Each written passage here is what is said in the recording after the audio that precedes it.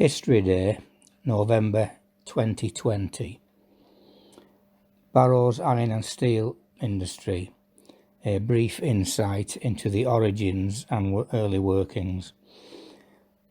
Although iron had been worked in the district from antiquity, it was not until the year 1850, when the Park deposits were discovered by the speculator Henry Schneider, that Barrow would be wrenched from its rural obscurity.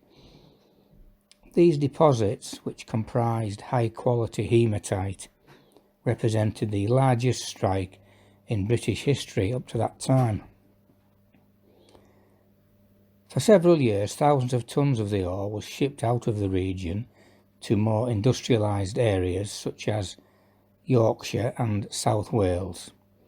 Then, towards the end of the decade, and as the fledgling rail networks began to expand, work started on a blast furnace plant at Hinepool in the name of Schneider, Hannay and Company.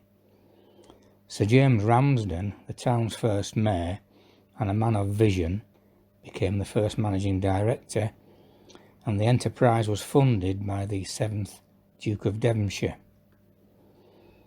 Initially, the works were launched with just 2 smelting furnaces, and then expanded astronomically to 14 in number by 1872. Meanwhile, elsewhere, and just prior to the establishment of Schneider and Hannay's works, Sir Henry Bessemer had successfully developed a way of mass-producing steel from molten iron. This was achieved by forcing a blast of cold air through a charge of molten blast furnace metal. This had the effect of refining the iron, reducing its carbon content and eliminating unwanted impurities. It was revolutionary.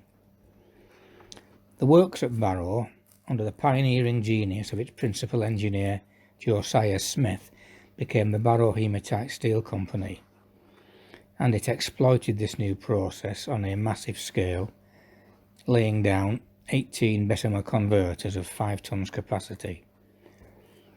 Incidentally, Smith's pilot converter vessel currently resides in London's Science Museum under the heading of The Birth of Bulk Steel Making. For a while, during the 1870s, the works at Barrow became the largest iron and steel producing plant in the world. Bessemer's invention had come at the right time.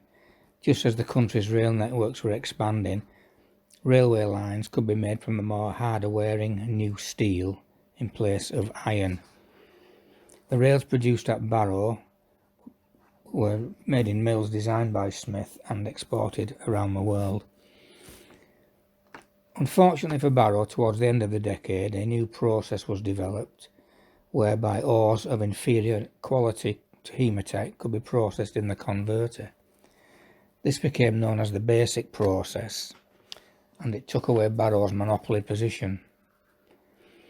This change, together with the cost of bringing thousands of tons of coal into the district, brought about the slow demise of the Barrow works.